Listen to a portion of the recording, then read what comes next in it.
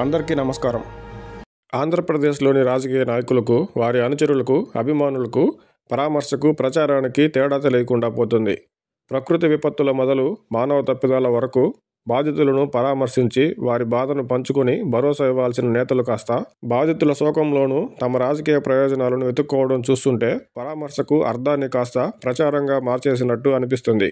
ఇద్దరో ముగ్గురో వెళ్ళి పరామర్శించాల్సిన సందర్భాలు, ప్రదేశాలు, ఇతరులకు ఇబ్బంది కలిగే చోట్లు ఇలా వేటిని పట్టించుకోకుండా హాస్పిటల్లోకి, ఐసీయూ రూముల్లోకి సైతం పదుల సంఖ్యలో గుంపులుగా వెళ్తూ కనీస జాగ్రత్తలు కూడా పాటించకుండా పరామర్శ పేరుతో తమ సొంత ప్రచారానికి, రాజకీయ ఆరోపణలకు చేయడానికే ఎక్కువ ప్రాధాన్యం ఇస్తున్నారు. సందర్భానుసారం వేదికను బట్టి వినిపించాల్సిన నినాదాలను కాస్తైనా సంయమనం, సమయానుకూలత పాటించకుండా అరుపులతో నినాదాలు చేస్తుండడం శోచనీయం. పెద్ద నినాదాలు చేయొద్దని నేతలు మందలిస్తే ఊరుకునే అనునాయులు కొందరైతే, అవసరం లేని చోట అరుస్తూ అసంబద్ధ నినాదాలను చేయండి అని ప్రోత్సహించే నేతలు మరికొందరు.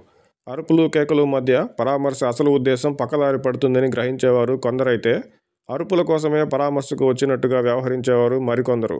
బాధితుల పరామర్శలోనూ రాజకీయాన్ని వెతుక్కుంటే ప్రజల్లో చులకనవుతారని గ్రహించాలి. అరుపులతో, అసంబద్ధ నినాదాలతో మీరు అనుకున్న ప్రచారం రాదని గ్రహించి బాధితులకు, ఇతరులకు ఇబ్బందులు కలిగించకుండా ఉంటే కనీసం మీరు పరామర్శకు వచ్చారని బాధితుల్లో అయినా మీ పట్ల కాస్త సానుభూతి, సానుకూలత కలుగుతుంది.